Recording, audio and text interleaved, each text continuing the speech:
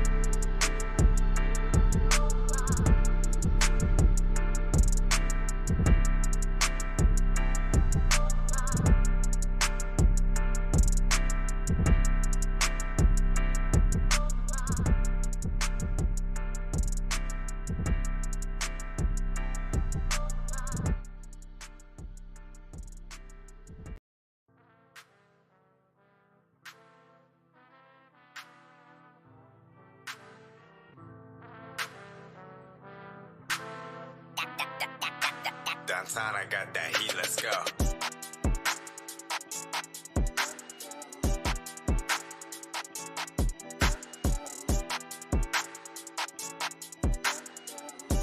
Yo,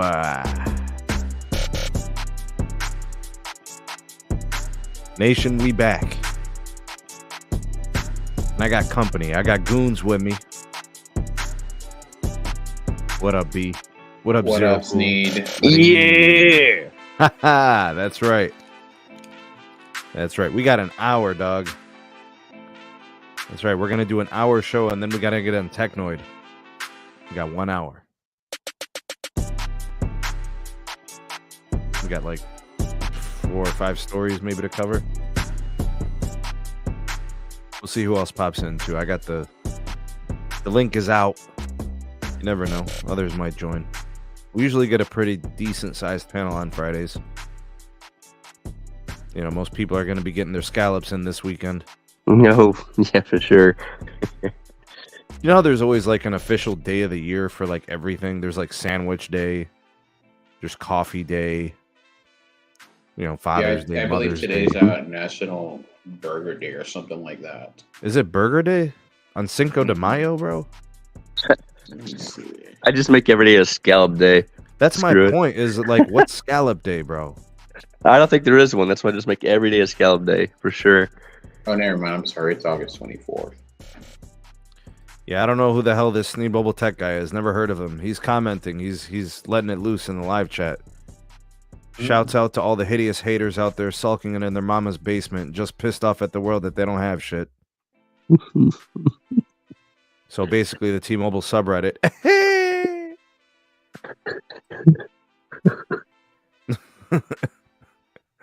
What up, Raph? What up, Josh? Joe? Daily? Super? We got Sam. Appreciate you guys for coming through. Jason D in the house. MS. Raging Dusty. Derek, Geller, Mike, Kaz, Baby Yoder, Baby Yodler. All right. Let's just jump in with the first story, man, because Apple just dominates, man. You feel me? Mm-hmm. Apple knows what the hell they're doing. They told people what they wanted, and then they sold it to them for whatever price they wanted. They just keep cooking, man. All right, so they just reported their Q1 2023. And the market, Wall Street was predicting like a down quarter, I suppose. But Apple outperformed the expectations. So like talking financials and stuff like that, they did really well. And then the stock itself, I think it spiked for the good on the green side by like 4 or 5%, something good. So there's good stuff going on, man. What up, Will? The T-Breach subreddit is full of bums. Nice, Dusty. All right, let's see what Randall Jr. is talking about here. All right, during first quarter 2023, Apple lost the number 1 position in global smartphone market share to Samsung. What? No. No way. Really? I wasn't expecting that. Okay. What was not expected, however, was Apple's solid first quarter iPhone performance. The period typically not Apple's best, considering the company usually releases the new iPhone during the last quarter of the year, which often propels the company to the top spot in the global smartphone market. So I guess what they do is they go back and forth with Samsung quarter to quarter on global sales. They do. Okay. Yeah. Okay. Apple managed to grow its iPhone sales year over year, even as the broader smartphone industry contracted nearly 15% during the same time. That's according to IDC estimates at CNBC. Analysts praised the iPhone vendor's performance as well as its overall global momentum in the rapidly cooling smartphone market. People buying phones less, upgrading less. I should say less frequently. People used to upgrade their phone every 2 years. Now it's closer to every 3 years. Most people on like 36-month installments. Some people are on 2-year installments, but still hold on to their phone an additional year or two. Right. All right, several factors. Firstly, the stickiness of the ecosystem. Secondly, the sustainability becoming a priority for many. Not only has Apple captured nearly half of the secondary market, it's also attracting users who are willing to spend more for longer-lasting devices. And thirdly, the preferred brand for Gen Z customers in the West is thereby positioning itself for sustained success. So Apple is able to weather economic and other fluctuations better than the rivals while enjoying unflinching loyalty. All right, let's start with you, Mr. B. Where are you at with the Apple situation, man? They just they get customers and then they keep them, man. Nobody's going to damn place. Like I've said before, I still have the 12 Pro Max. My phone has been paid off. To me, like the 13 really didn't have that much of a difference, and then the 14 still didn't have that much of a difference, even though they had the island thing on top. But to me, like it really is irrelevant at the end of the day. Most of the features are still the same and stuff like that. More than likely, I will get the 15 when it comes out this fall. Apple did have a good quarter, and I'm sure with all these promotions that the carriers are having, like I feel like this has been. I feel like now that we kind of have work carriers via cable and all that, that there's been so many promotions on phones and stuff like that. Everybody wants to buy each other and stuff like that. Here are the numbers for you, B. The total smartphone market is down minus 14%. Apple is minus 2%. So that's literally a night and day difference. One is substantially decreasing in pace of upgrade, sales, and shipments. The other is just barely down, like minus 2%. So if we are facing the threat of a recession or in a recession or however they want to say it, you can't tell by Apple sales. This is like a glitch in the matrix to be just down 2%. I mean, what is 2%? Wow. Nothing. If it was 5 to 10%, I'd say it's something worth noting for Apple, but minus 2% is no big deal. Meanwhile, Samsung is down 19%. Xiaomi is down 22%. Oppo down 10%. Vivo down 18%. Wow. That's a very interesting thing to say. 2% is a drop. Okay. All right.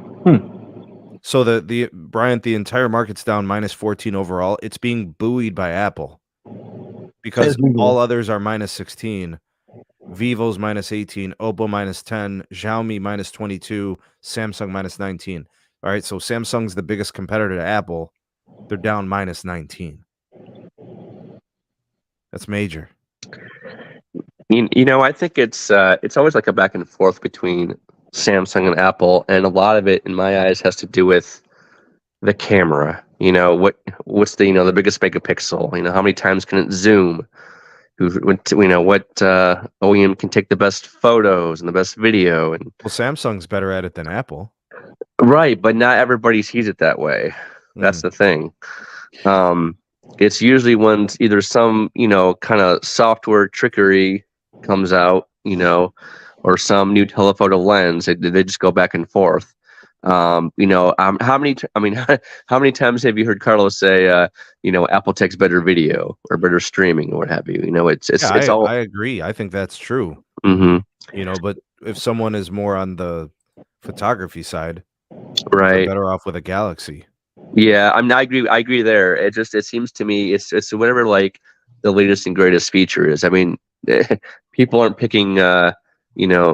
Most consumers, I would say, aren't picking Samsung just for the modem, right? So, they usually they emphasize the camera the most on the smartphone, reveals, anyways, right? It's always about it's a big feature. The camera. Oh yeah, and it's like a selling point each year is how much did you improve the camera compared to last year? Yes, or exactly. How much is it better than the competition? That and the screen brightness, right? How many times have we seen Apple and Samsung go back and forth between, my screen's got better nits, blah blah blah. You know what I mean? Like, yeah, I don't even know if it's necessarily the nits. I mean, that's like if your display can't get bright enough in the sun, then it's a problem. But if it gets bright enough, it's good enough, right? That for me it is, yeah. But I don't know. I think it's always a back and forth between them. But personally, I think Samsung has the more room to innovate over Apple.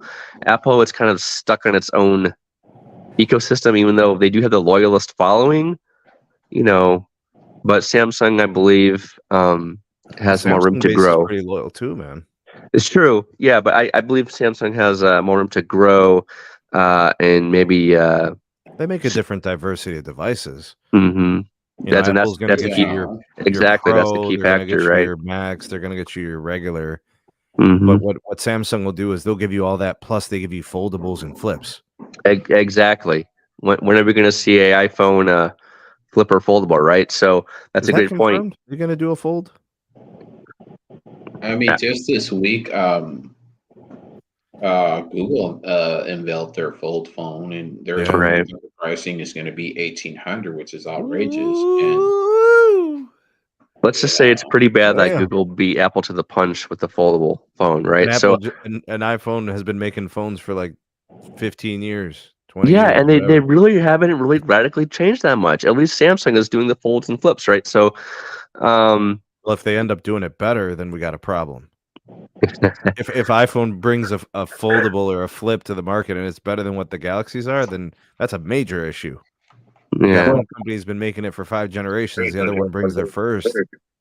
Well, I'll say this, guys, and I'll add, I guess kind of an economic piece to the situation. So what you're saying, what you're showing us, Sneed, is the quarterly global smartphone shipments by all Right. of the OEMs across the world. I think what this shows is, honestly, the resiliency of the American consumer. There was a jobs report released today. Jobs grew by 253,000. So businesses are still hiring. People aren't, at least they don't seem to be feeling the pinch enough to actually decrease their spending. Everybody keeps throwing this recession word around. People aren't generally, collectively, people don't seem to be acting like a recession is imminent. I don't see very many people cutting back to the point where, to your point, Sneed, we're talking about 10, 12% drops in things like smartphones.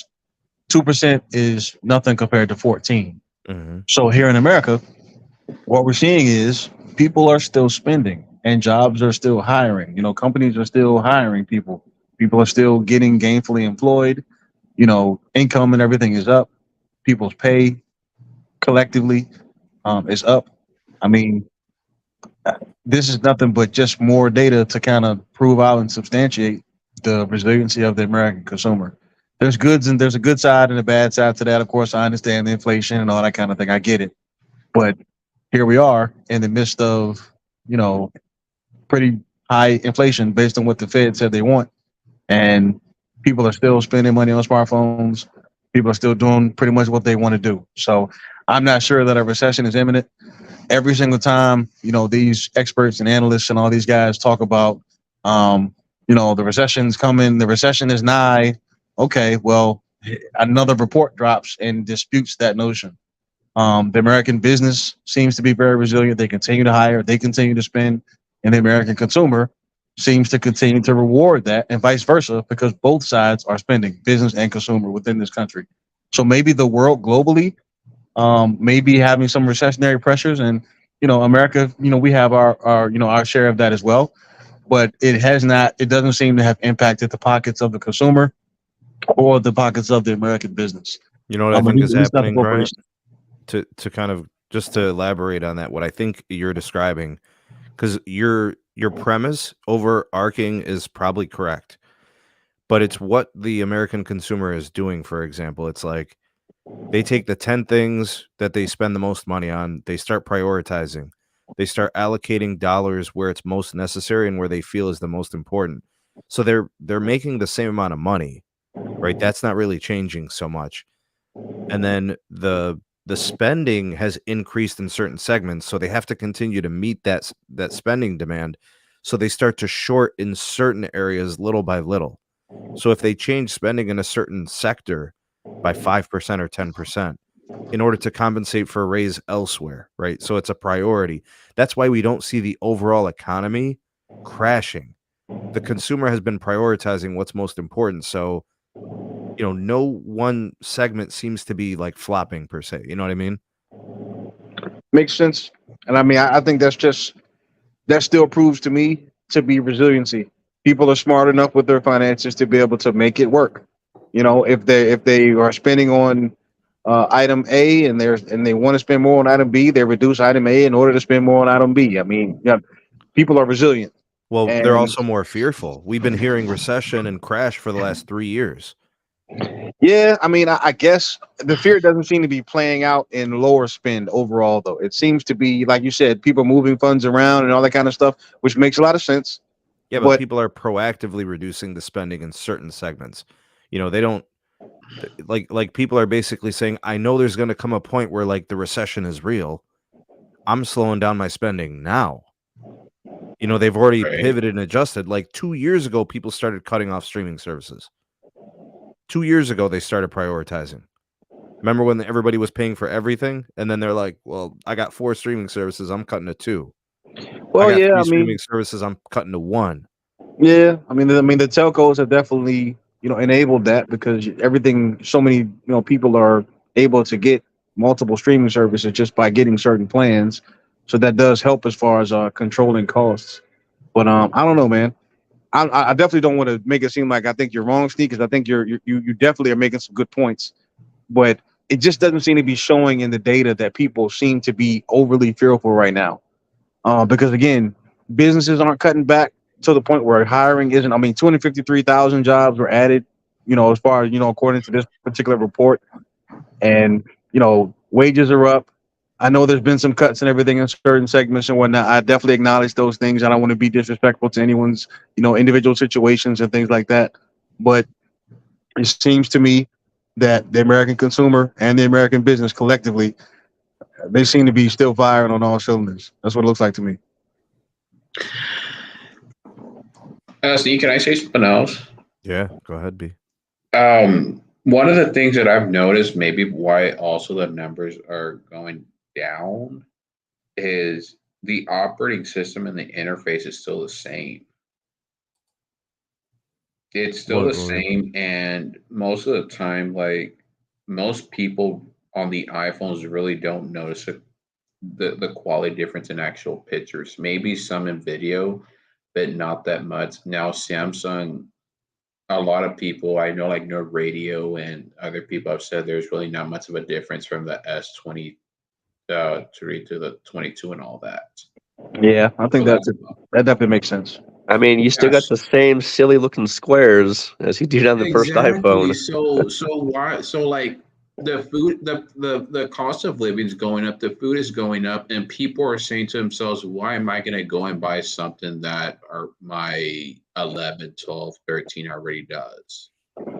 I mean, somebody's buying them though, because Apple only went down 2%. Somebody that breaks it, or maybe has like a shattered screen or whatever. Those are the ones that are probably the ones that are upgrading. You know what's crazy about the cameras and the video and stuff like that? With the exception of like the true like photographer, video recorder, cinematics, anybody who's actually doing that stuff. I'm talking about people that are using like Instagram, Snapchat. Like all they care about are those stupid built-in filters. Like say for example, I take a stunning shot with my iPhone 14 Pro Max, and then I, post it to Twitter, for example. It downgrades the quality. It automatically. So like it doesn't even matter that I've got incredible sensors, excellent software that's built into the camera app, and I could do all this cropping and I could do all this zooming. I could have all those things in spades.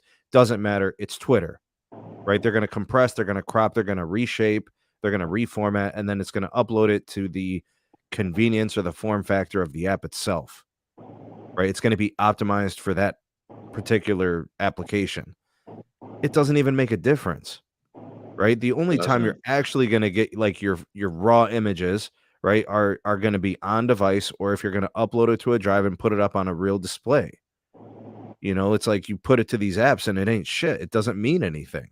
And that goes for the Pixel and it goes for the Galaxy. There's no exceptions. The apps are the limiting factor. So it really doesn't even matter.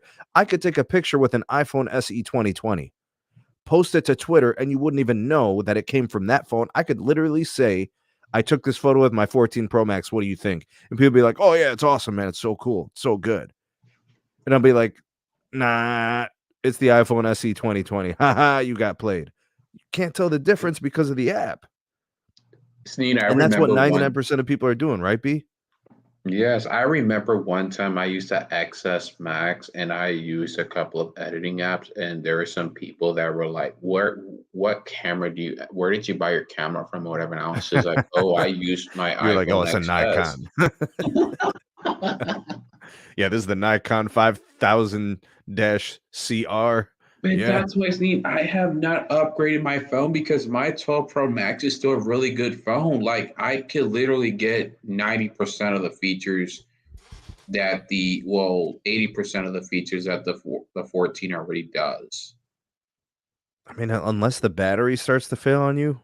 Yeah, but I mean, most of the time, like it's decent. I mean, most of the time I turn off 5G because most of the time it's overkill because most of the carriers here are pretty densified and stuff like that. They're very optimized.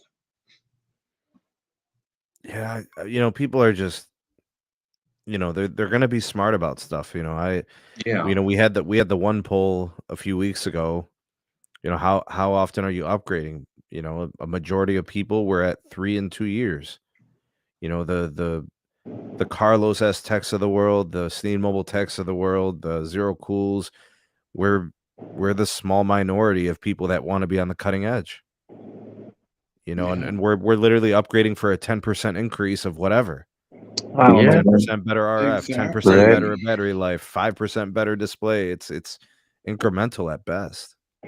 It is challenging to wow the American consumer now.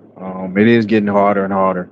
It is. Apple, Samsung, even the telcos are having a hard time wowing. Like at a certain point, I guess people just are overwhelmed, or maybe they're just content. I don't know, but it is harder and harder to actually make people say, "Oh, wow, that's great." So, that may have something to do with it. Then I guess cost and what kind of thing plays into it as well. Oh, interesting story. Yeah, let's cover this one. Zero Cool's psyched about this. U.S. Cellular lays off staff as it continues to lose customers. All right, so this is bad when people lose jobs. Obviously, we hope that they are able to bounce back, rebound, and whether they're going to be collecting unemployment or they're going to be job searching or whatever the case may be. We want them back on their feet and working. But when we look at U.S. Cellular, I think the question becomes, is this an indication that U.S. Cellular is losing their viability, or is it just the whole cyclical nature downturn of the industry? Okay, so this story out of Fierce. At the end of the TDS U.S. Cellular earnings call today, one investor summed up the situation from his perspective as someone who has held shares in the company for 32 years. He purchased U.S. Cellular stock at $14.34 and said he's lost half of his investment. What? That is crazy. He's listened to executives talk with enthusiasm about future results that don't seem to come, and he wonders, why not put the business up for sale, have someone else manage the assets? The stock is at a 32-year low. The CEO answered the questions by saying, we believe in this business and its long-term future. Okay, I'm going to just pause right there and get the pulse of the panel. Do you guys share the same positivity that CEO does, or do you have a valid reason for concern like that investor does? Zero Cool, I start with you, sir. No, the CEO is smoking for those 32 years. Yeah, the stock has been low, right? Yeah, so it's it's bad that anyone has to get laid off or lose their job. But as far as the rest of the story goes, good God, I hope they go under. They need to be sold off, bought by another carrier. It's time. They haven't really done any. I mean, yes, they have added, there's 700 megahertz holdings back in the day. They doing a small touch of 5G. They got some 3 gigahertz holdings that they got to get. Yeah, they have 3 gigahertz. They have some small cells and stuff like that. But it's just U.S. Cellular is like a little mini Sprint that does Sprint Care that does like too little, too late. Right? Not a good comparison since Sprint doesn't exist anymore. I'm just saying, if the stock is that low, their CEO is just blowing smoke and mirrors. Yeah, just sell. Like you would probably make double your money and probably better as well as your stock will go through the roof. But I think this company USA, they're really the CEO, the leadership there.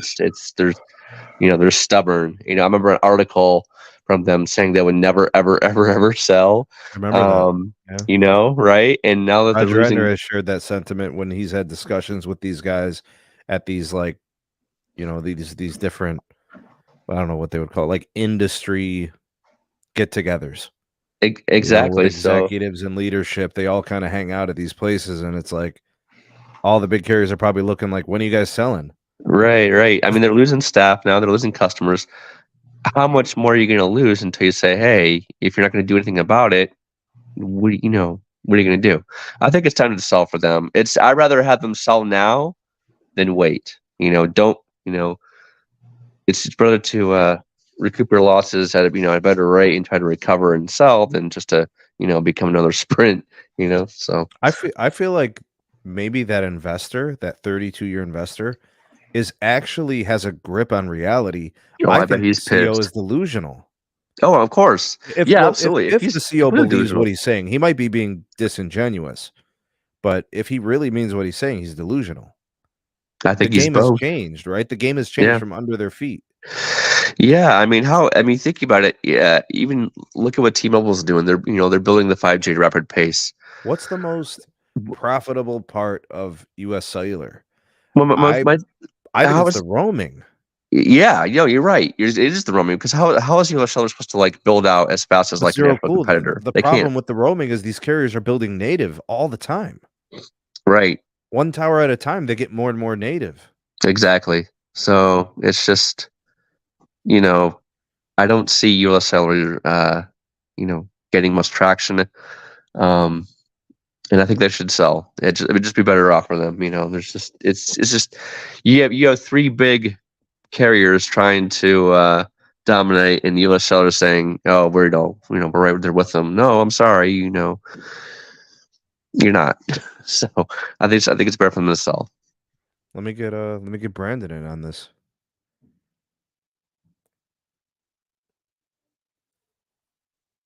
Brandon, you there? You on mute? Oh, sorry. Yeah, I'm sorry. No I problem. didn't Let me even get you in on this. US Cellular got the layoffs going on. Investors are pissed. They're at a 32-year low. All this chatter that maybe they're better off selling. What you got, man? They need to sell before Dish Network or Dish Wireless or whatever they're going to be eats their lunch, because right now there's so much competition and stuff like that. And right now this company has an old mindset. But yeah, I would love to see US Cellular merge with somebody, and more favorably Dish. So put two smaller carriers together to make something a little bit more competitive. Right. Well, we've seen that playbook. We saw what T-Mobile did with Sprint. It made Right. them a much more formidable player. The layoffs, apparently there were no specific numbers provided. They just said a reduction in staff. They're not going to disclose how many people are affected. I don't know how many employees they have. So I can't comment or speculate, 5%, 10% of the staff. But what they're trying to do is they're trying to cope with the competitive environment and try to meet long-term growth goals. I don't even know if they're growing. I'm not sure. The company lost 24,000 postpaid subscribers during Q1, better than the 44,000 lost year over year. Churn has improved to 1.27 versus 1.30. That's not really saying much. They were down 1.35% a quarter ago. The company ends Q1 2023 with a total of 4.2 million postpaid subs. ARPU for the quarter, $50.66 compared to $50.60 in the previous quarter and $49.71 in the year ago quarter. So I guess they're slightly more profitable. Prepaid, they had net losses of 23,000. They lost 18,000 a year ago. Prepaid churn is 4.63%, which is not good. That's just a little bit better than Boost Mobile. Wow. They're dying. Yeah, that's the prepaid is really bad. The postpaid's not great either. Let's see. Their operating revenues are just shy of $1 billion. Service revenues, $767 million. That's down year over year. Net income was $13 million compared to $49 million the same quarter 1 year ago. That's bad. Wow.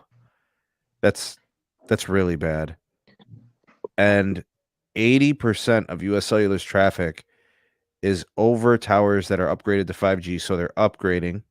They're starting to light up markets with DoD, and they're doing C-band in late 2023 because they got to probably wait for those licenses to get repacked from satellite. Fixed wireless access was a bright spot.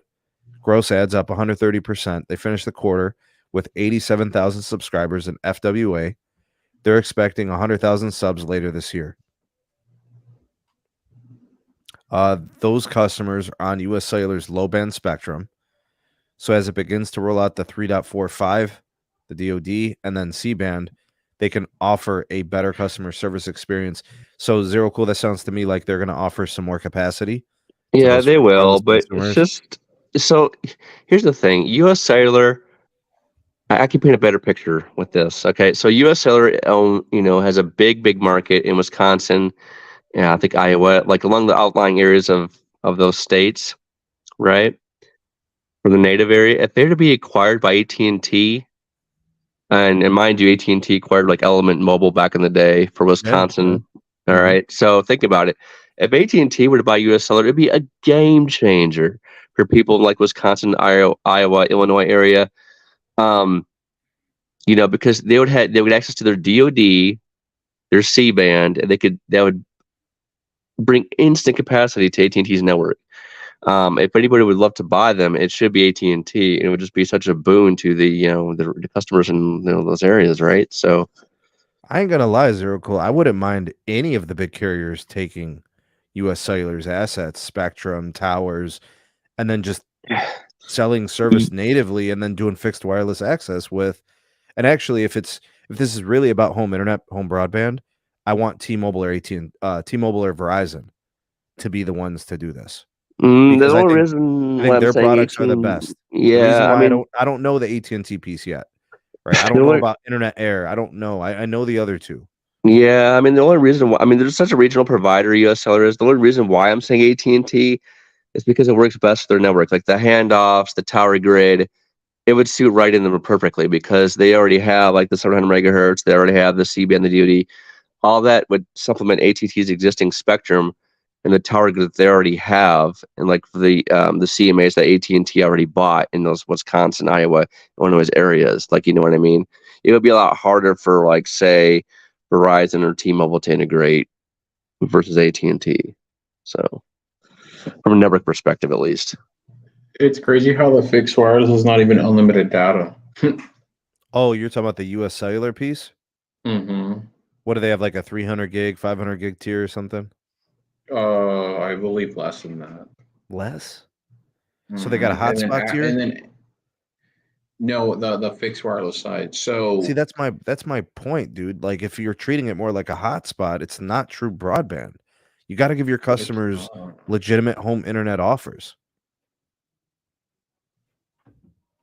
right? You can't just give them 100 gigs of data.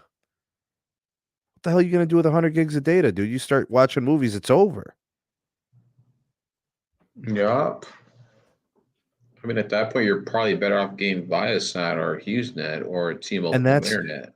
see, Brandon, that's what it was saying in the article, that typically when they do the low band for fixed wireless access, it's more comparable to DSL or SAT. With at least those, deeper mid-band channels, they can at least give you 100 meg speed, and they could probably give you at least 500 gigs of data. Oh yeah. One person by themselves, 500 gigs very doable in a month. But once you start adding multiple video streaming, like you got Netflix, you got movies, you got Hulu Live, you got YouTube TV. Once you start doing that stuff, now you're hanging around the terabyte. Mm-hmm. Man, look, I would say I'd like to see them with Dish because they can create something unique. But Dish is a shit show, so there's that problem. But T-Mobile and Verizon both have legitimate home internet offers that are legitimately growing and customers are taking. I think AT&T is the wild card. While they make sense, fixed wireless access, it's not really their emphasis. So what are they really doing there? Maybe they get more serious if they were to get the assets and they were to get the towers and have those customers to serve. Maybe. So it's 300 gigabytes a month, and then after that, it goes to 1.5 megabits. 1.5 megs, which means 480p video. Yeah, on one device. We got a problem, Houston. See, That's going to be trouble. but it's 50 a month. The pricing's not the issue. They just can't give them real capacity. They can't because they don't even have capacity for themselves.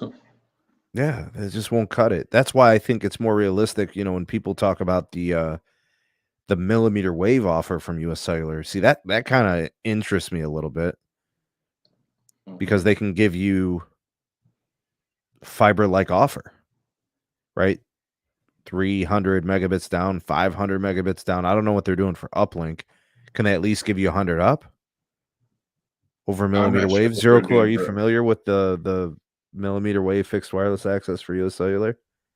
With US Cellular, no. I don't really pay much attention to US Cellular as a carrier because I just don't like them. I never did like them. I mean, if they have it, great. Is it going to last? Who knows? The only thing I can see like them now is just letting out more staff and customers. It's just, More staff than customers? Shut the damn doors. Yeah, right. So it's just, I don't know. If they continue another quarter after that with layoffs and more customers losses, I don't know. Maybe they should put the for sale sign up and just have them AT&T buy them. Please, just let it happen. They'll put a for sale sign and put attention, AT&T, buy us. Hashtag save Wisconsin, right? Hashtag where's Randall? That's right. Yeah, exactly. All right, good stuff, man. Let's go to this next story. Verizon deploys private network at the Formula One Miami Grand Prix track. I did not know that they were doing this. In preparation for thousands of fans expected at the year's Formula One Miami Grand Prix, Verizon has deployed a private wireless network at the Hard Rock Stadium in Miami Gardens. Nearly 250,000 people expected to attend this weekend's event. Verizon confident that its solution will provide robust, high-speed, low-latency connectivity for the venue management solutions like ticket scanning, digital sign management, as well as reduced interference and greater privacy and security. I didn't even know they were doing this there. This is pretty cool. Some people were actually telling me that they have a problem at the Daytona Beach Raceway. So maybe this gets Verizon there as well when they see what type of things that they could do with the ultra wideband. I'm guessing that they're going to be packing it with the C-band. They're going to pack it with millimeter wave, high capacity circuits. They'll probably, hook it up with an ODAS. You'll see antenna distribution systems. I really like what I'm seeing here because they're not only going to provide network access for the ongoers, but this sounds to me like they're building solutions for the actual venue itself. So the ticketers, the concessions, the video recorders, the live streamers, right? So last year's Formula One event used 19 terabytes of data. Wow. Okay, so they need this. Sneed. Yo. Stop right there.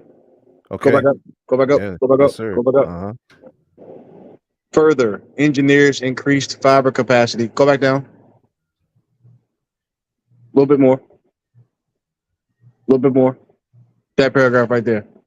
Further, engineers increased their fiber capacity by adding 864 count fiber strands to the northeast, southwest, and northwest corners of the dash at Hard Rock Stadium and in the west lot. So, yeah, 864 count fiber cable. Keep going. Expanded fiber to cell sites along the track course. And in the parking area. And added a performance enhancement technology. Yeah, they're doing good. They did it right there. That's how to do it right. I mean, that's what they do. That's what we do. 864 is pretty much the biggest cable that you pretty much can get as far as fiber is concerned. That's future proof. Because I'm pretty sure even for the configurations that they're deploying, there's probably extra strands available, probably hundreds of extra strands available that they can use to service other businesses, that they can use to service additional capacity if they want to build more small cells, whatever the case may be. It sounds like, call me crazy, but Verizon probably did that on purpose. So that just shows the networking prowess, as usual, that you come to expect from Verizon. Oh yeah, absolutely. I mean, most businesses will get about anywhere from like 100 to a 250 fiber count strand of fiber. For the 864, that's really, really big, really, really huge. So the capacity on that, you can split that off into, many ways, many Well, areas. Zero cool. Yeah, man. That's enterprise in the truest sense, right? Like No, when you absolutely. Yeah. when you look at and when you look at this, like to show you how well they've built out Miami, 94% of the customers in Miami are on 5G ultra wideband, including millimeter wave and CBRS, which the CBRS is on LTE. So we haven't even looked at a 5G situation there. You've got LTE support, you got 5G support, you got mid-band, you got millimeter wave. They've basically made the network bulletproof in these parts of Miami, which is a major city. Don't sleep on Miami, folks. We're talking about like what, fifth, sixth biggest city in the country? I think it's definitely top 10. 100%. Oh, But yeah, like, yeah. you got New York, you got LA, then you start kind of shifting into like San Francisco, Houston. DC, Philly, Boston. Like now you're in Miami territory, Houston. Mhm. Now you're Dallas. getting to these big, bro. You're definitely top 10. You're probably top 8. Well, I think we have to remember what Verizon stated their purpose was for 5G. It was for deployments exactly like this. The low band 5G was not really a thing that Verizon initially planned on deploying. They were all about special situations like this. This is where they thought the money was going to come from. Because low And that band was 5G is not a thing, bro.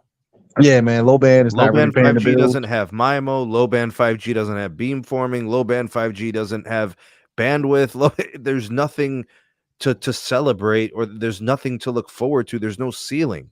Yeah, man. This was really, Verizon right in their wheelhouse. This is what Nikki Palmer, to her credit, and her team, this is what they plan to deploy. So it's really nice, really good to Shout see. out to Nikki Palmer. Shout out to Kyle Absolutely. Milady. Absolutely. I Good mean, this is things. really what they envisioned years back, and it's coming to fruition. This is a differentiator for the brand. So definitely good. Straight up. Shout out to Neville, who's riding off into the sunset. He ain't shit.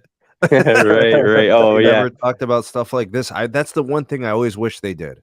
Like I always and I wish AT&T did more of this too, because they don't. The private networks, Verizon is definitely the leader in that. They're actually putting more private networks in the airports now, which is really, really nice. Well, that's one thing that I gave AT&T a lot of credit for in 22 is they focused on this type of a solution in some of the airports last year. Right. Now we're starting to see Verizon get into those airports doing those things as well. But these venues, it's Verizon, man. Oh, for sure. Yeah. NFL, Super Bowl, all these stadiums, it doesn't matter if it's American football, European football. These are global grade enterprise solutions. Like, look, man, I'm not trying to do the red thong thing tonight, but like, this is the stuff that a cellular network tech enthusiast like myself really gets excited about. We could sit there and like celebrate, millions of pops and all that's cool, bro. But this is like the special stuff, because you go to a venue with 20, 40, 50,000 people. The expectation is the network is going to be unusable, but Verizon can make it usable and really good. And I don't know if you guys caught the live stream. It was like 2 or 3 days ago. I ended it talking about Verizon and fiber. This is why the One Fiber initiative is so important to Verizon. And I really think that they should never look at it like it's done. It should always be up for expansion and growth, because this is the type of thing you could do with real fiber. Because what's preventing the other carriers from doing stuff like this is a lack of high capacity fiber circuits. Because then sky's the limit. You can build private networks, you can build incredible wireless networks, but you have to do it through a fiber backbone, right? The infrastructure has to be there, and you're more likely to be able to do it if you own it. I think I need to take a trip to Miami. No, I need to take a trip to Miami.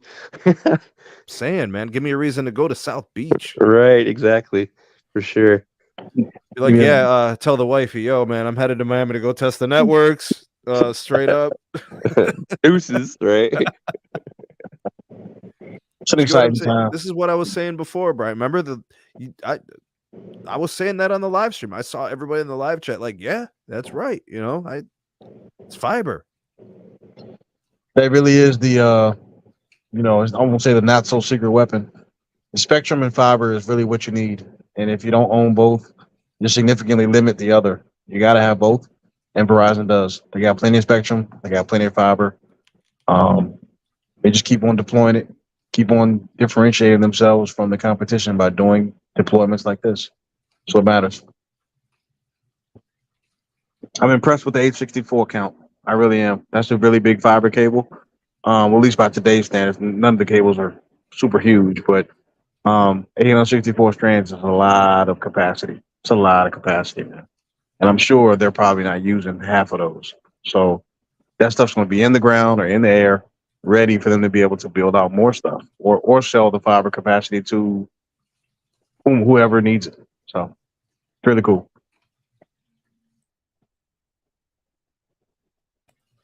All right, let's do this next one. Dish meddles with T-Mobile's $3.5 billion deal for 600 megahertz spectrum. Yeah, they need that article title needs to be renamed to like Dish Dicks with T-Mobile 3.5 crap deal for 600 megahertz. Yeah, no way. Dish filed a new petition with the FCC seeking to block or modify T-Mobile's $3.5 billion purchase of 600 megahertz spectrum from Columbia Capital. All right, so Dish trying to block T-Mobile. See, this is why I knew it was going to be trouble.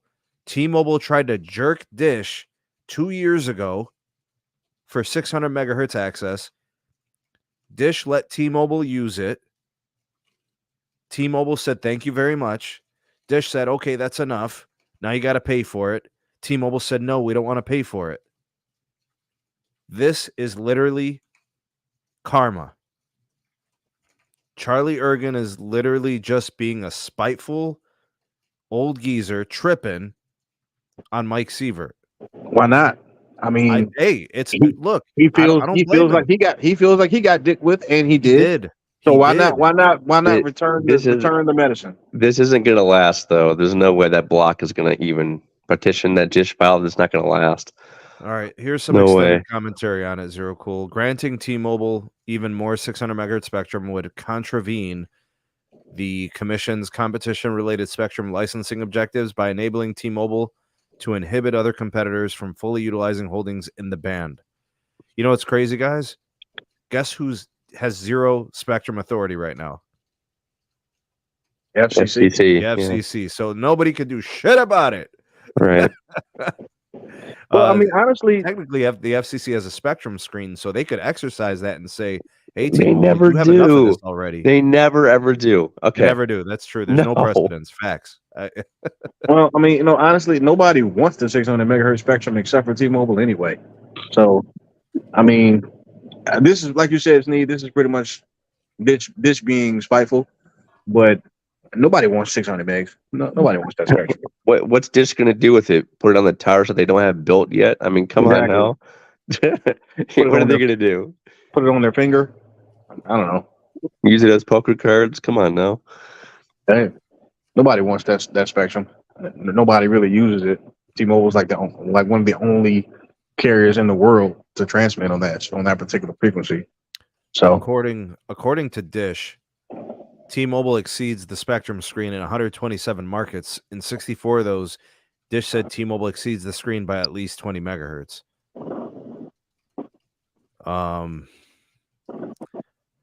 T-Mobile's proposed purchase of the additional spectrum would further cement the wall of Magenta that balkanizes the 600 megahertz band to T-Mobile's advantage and to the harm of 5G competition. Oh my God! All right, so who wrote that? That's Dish, bro. I don't know. They deserve a medal. Whichever lawyer put that together, they deserve a medal. Yeah, whoever brought out the thesaurus for balkanized, man. Damn, son. It's crazy. Talking about the freaking topography, man.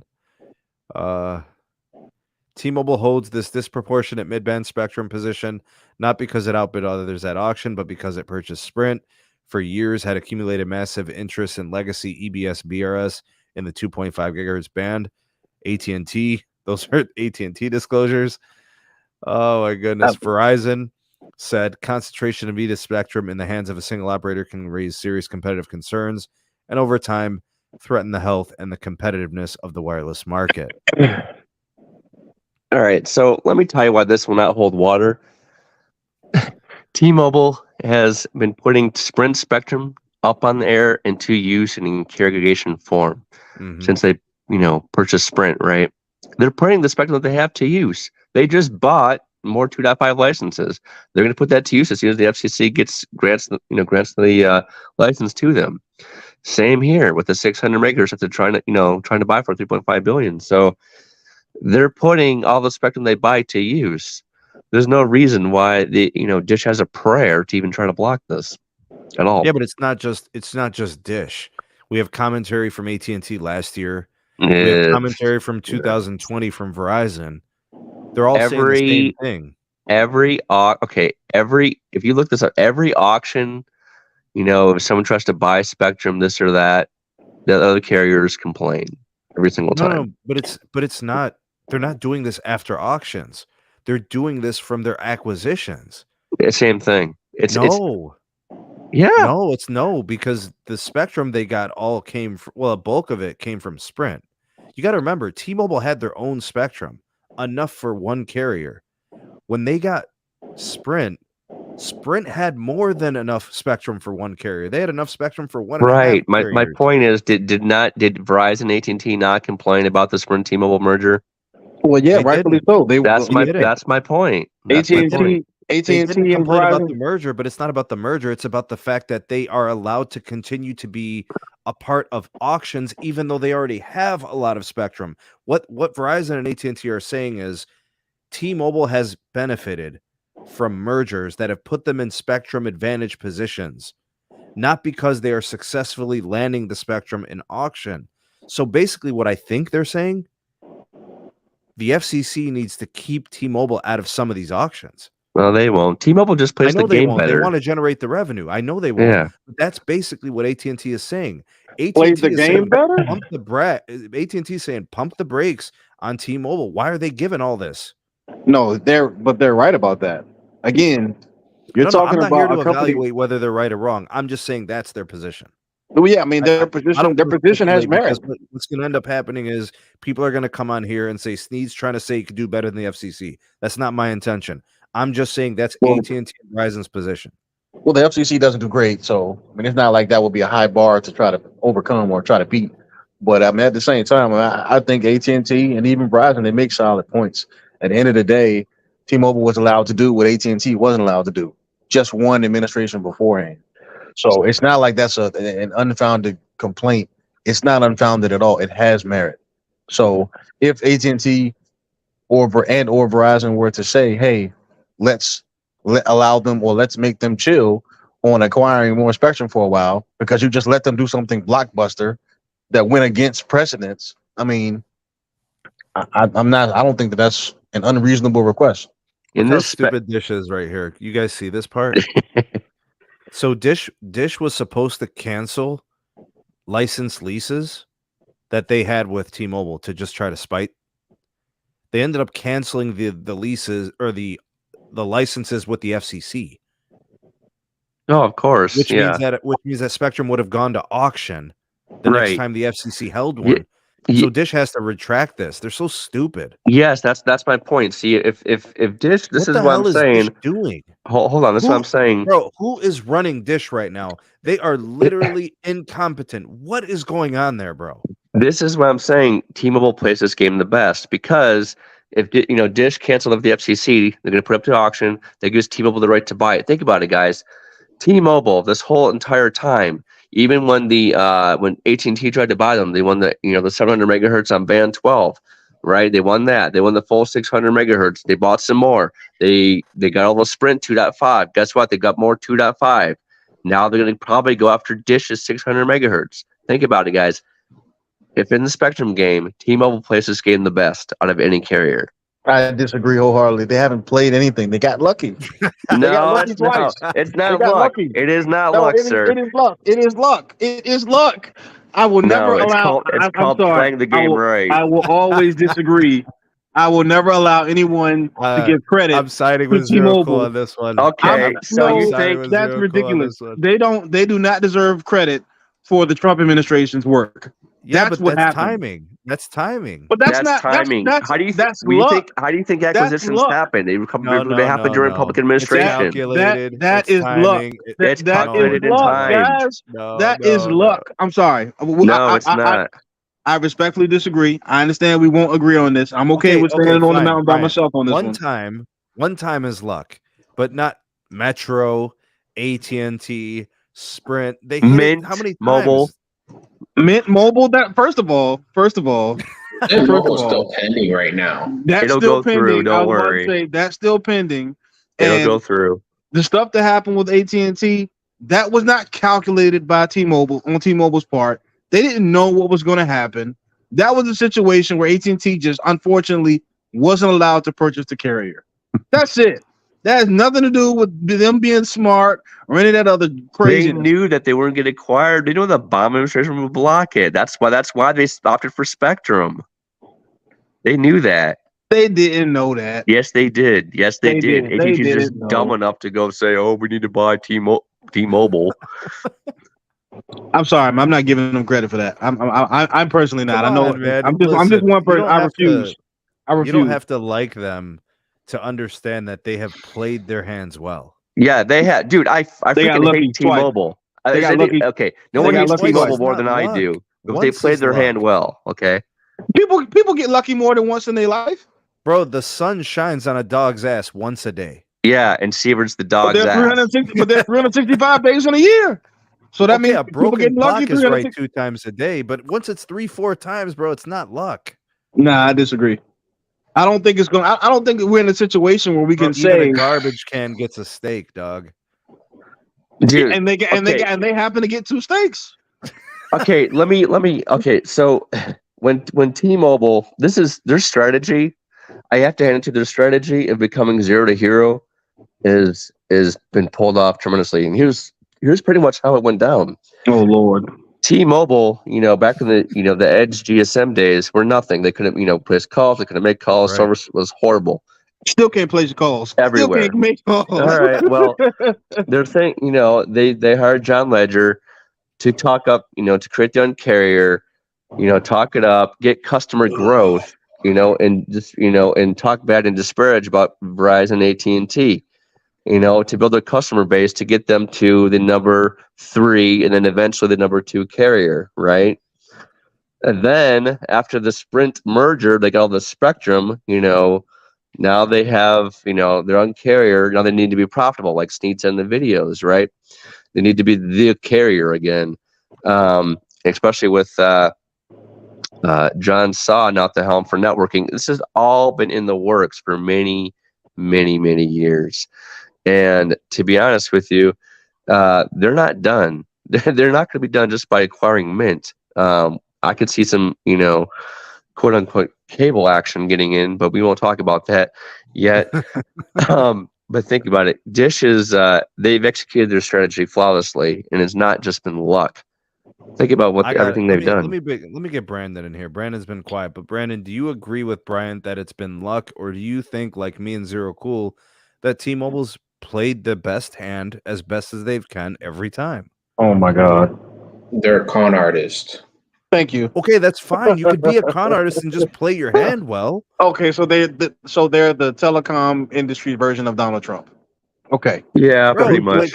That's not the point. To create the analogy is irrelevant.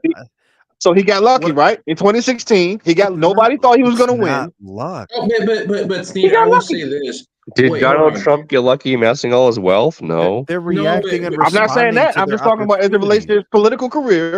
As it relates to his political career, he got lucky. Brandon, get back in. Brandon, get back in. Go ahead. Remember when Masa-san wanted T-Mobile and Sprint together back then, but the Obama administration said, no, we have to have 4 carriers? Yep, remember that? Actually, Masa threatened to set himself on fire just to get the deal approved, but he didn't win that battle. It blocked because it was in the Obama administration. Exactly. Mergers get approved with Republican administrations. And then that's why T-Mobile was staying at Trump Tower.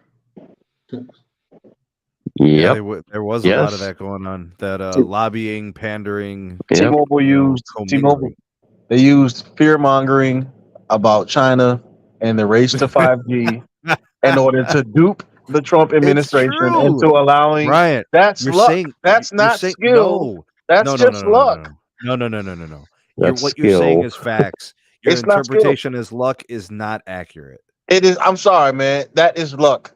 It's Do it not again. luck. Do it again. Let's see him do it. I just want to say It's do it good. again. It's Do it good again. fortune. It's It worked out well for them, but it's not luck. We'll see if they can do it again. If they're as skillful as you, if you guys are saying it's skill, I'm saying it's just pure sheer dumb luck and good timing. Let's see if they're able to do it again. We'll find out. Look what Sievert's doing to its customers right now. Like price increases. He's literally killing us. You call that luck? No, he's like an evil man with like sweaty armpits in the back of his chair, like thinking to himself, "Oh God, how can I just raise prices and screw over customers while still calling myself an uncarrier?" Are you kidding me? That's not luck. That's like evil demise, dude. I mean, I don't know, man. T-Mobile literally kissed the FCC ass really fucking good. Yeah. Well, right. I'm sorry, guys. I'll die on this hill by myself. I'm okay with that. Yeah, go to say to Sievert, "Hey man, you're lucky man." I'm just gonna say, "Oh, I know." There's already signs that the luck is starting to run out. We just talked about their quarterly financials in the first quarter. They didn't hit revenue. They didn't hit growth. Like, guys, what are we talking about right now? What was their customer growth though? Did they get a lot of customers? They missed on revenue and they missed on growth. They missed on customer growth. So it's not like the Steam, but they missed. Normally they always grow and they always exceed expectations. They'll grow next quarter. Don't worry. You call it luck. they grew in first quarter. I'm not saying that they won't grow. I'm saying that they still missed growth expectations and they missed on revenue as well. And their stock is paying for it as we speak. The only one of the three carriers that's growing from a stock perspective right now is Verizon. It's not T-Mobile right now. So there's plenty of evidence to support what I'm saying. Like, the luck is running out. I don't see any skill. What skill are we talking about? They're raising prices like AT&T and Verizon did. Bro, they're towing the line, man. They're towing it. They're lying. They're lying, and it's not working. They're it's not stretching resonating. the truth. They're embellishing. Lying. Lying, and they have an inferior product. They know they have an inferior product, and that's the reason why they continue to try to be a little cheaper until now, because now they're on par with Verizon. Which to me, if I'm a customer, I'm like, yo, I get the same price. I'm going to Verizon. I'm going to you just literally inspired the Sunday evening show. Or I tend to do that. You just inspired the Sunday evening show. Expect a follow-up to this ending. We'll be doing that Sunday evening. So we'll send the invite to the panel. We'll see if we can get a few more people on, some other minds and some other thinkers, and we'll discuss this a little bit more. I got an idea for a topic. All right. Zero Cool agrees with me. I know he does. I agree with you in the fact that I want the T-Mobile to have the bad luck, like the worst possible freaking luck until Mike Sievert resigns. Yes. But that's about it. All right, guys, listen, I'm going to end the show just because I got to get over to the Technoid show. He just put the link in the description. If you guys he put the link in the live chat. If you guys want to stop by and hang out, watch the show, I'll be there with him. I think we're going to start here in a minute.